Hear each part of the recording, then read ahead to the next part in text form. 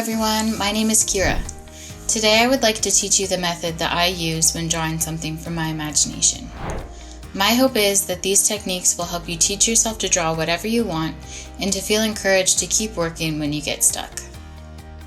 When I started drawing, I have a very clear image in my head of what I want it to look like. I may not have all the details formed, but I can see an image in my mind almost like a memory. Once I have a clear image in my head, I start to try and find it on paper. Start with cheap paper.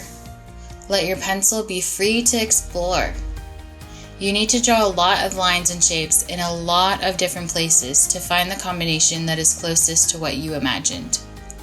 Focus on building a strong foundation with your overall form and proportions, which you can add details to later on. Keep drawing simple shapes until you find a combination that feels right to you. Then, continue your exploration by adding in smaller, simple shapes to describe details. Once you've found the lines that you feel like are really working, erase the ones that don't work.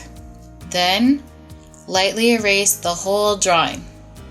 It's scary to do this, but when you erase lightly, you leave a faint outline to guide your revision of your drawing. This practice is super important because by erasing your sketch, you free yourself up to make improvements. As you draw, you strengthen your hand-eye coordination and your ability to translate 3D objects into 2D drawings.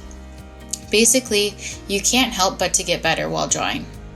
But to improve, you need to draw over and over again and try to make it better and better each time. If you don't want to have to erase your drawing each time, you can add another piece of paper on top of your sketch so that you can see the original drawing faintly through. Then, draw your revision on the top piece of paper using the original drawing as your guide. If your drawing still doesn't quite feel right, then erase and redraw again.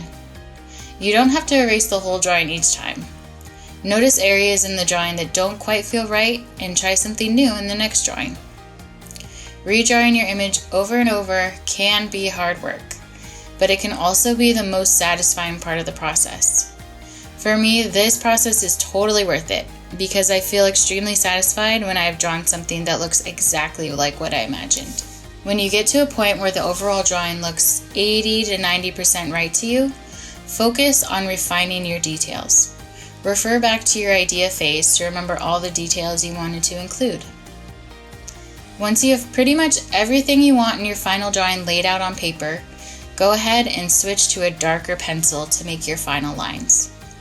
Cleanly and clearly retrace your lines one last time, making sure that you have everything down that you need for the inking stage. When you're ready to ink your drawing, switch to a nice piece of paper. Transfer your drawing onto the nice piece of paper using a graphite transfer technique. Inking is basically tracing your drawing, but with a permanent writing implement.